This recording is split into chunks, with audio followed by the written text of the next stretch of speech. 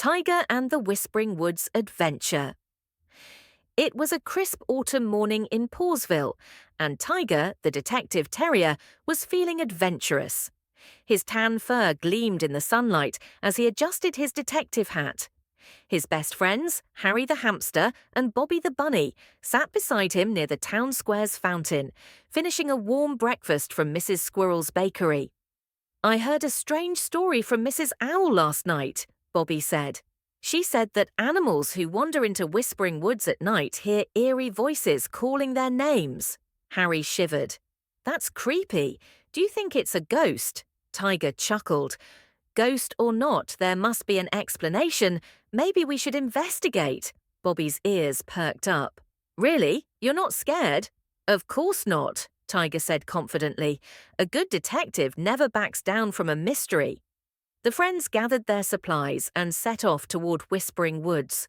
The forest stood on the outskirts of Pausville, its towering trees reaching high into the sky.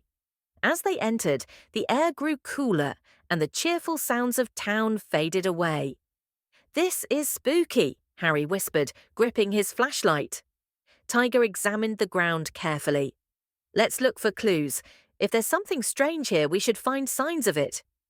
They went deeper into the forest, following a path covered in leaves. Suddenly, a faint whisper floated through the air. "Tiger! Bobby! Harry!" Harry yelped and nearly dropped his flashlight. "Did you hear that?" Tiger's ears twitched. "I did, but let's stay calm. It could be the wind." Bobby gulped. "The wind doesn't call names." Determined to find the source of the whispers, Tiger led them toward the sound. They came to a clearing where an old wooden bridge stretched over a creek. A cold breeze rustled the leaves, and again they heard the whispering voices. "Who's there?" Tiger called out, his sharp eyes scanning the area. For a moment, silence. Then a rustling sound from the bushes. The friends huddled together as a shadowy figure emerged. "Ah, it's a ghost!" Bobby cried, hiding behind Tiger. But as the figure stepped into the moonlight, Tiger let out a laugh. "It's Ricky the raccoon!" Ricky looked sheepish. "Oh, hi, Tiger. Didn't mean to scare you guys." Harry blinked. "Wait, were you the one whispering our names?" Ricky rubbed the back of his head. "Not exactly. I was trying to solve the mystery too. I heard the voices a few nights ago and wanted to see where they were coming from. But every time I got close, they disappeared." Tiger thought for a moment. "We should work together. Maybe the voices are coming from somewhere specific." The friends moved deeper into the woods, past the bridge, until they reached an old burrow at the base of an oak tree. The whispering sound returned, louder this time. Tiger shined his flashlight toward the burrow's entrance. "Let's take a closer look." As they stepped forward, the whispering suddenly turned into a series of high-pitched chirps. Harry gasped. "It's coming from inside the burrow." Tiger knelt near the entrance and peered inside. His eyes widened as he saw a group of tiny bats huddled together. Their wings fluttered as they made soft, whisper-like sounds. Bobby sighed in relief.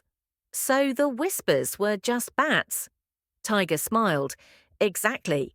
These bats use echolocation to communicate, and the way their voices travel through the trees makes it sound like whispers." Ricky laughed. "Wow, incredible!" Harry adjusted his glasses.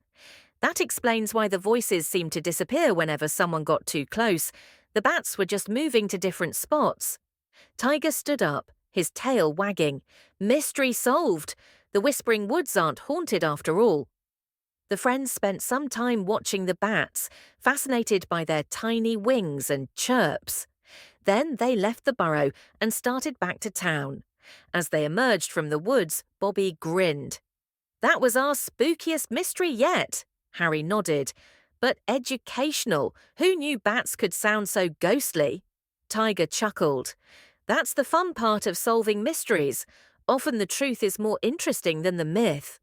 Returning to town, they told everyone about their discovery. Mrs. Owl, the town's librarian, was thrilled.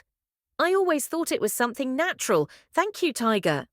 Mayor Tortoise even announced that Whispering Woods would now be recognised as a protected home for Paulsville's bat population.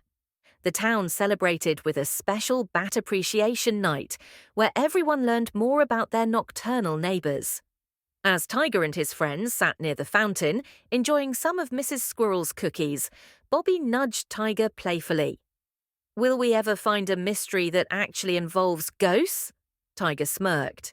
"Maybe, but for now, I'm happy knowing Paulsville's biggest mystery turned out to be a bunch of tiny, harmless creatures just trying to talk to each other."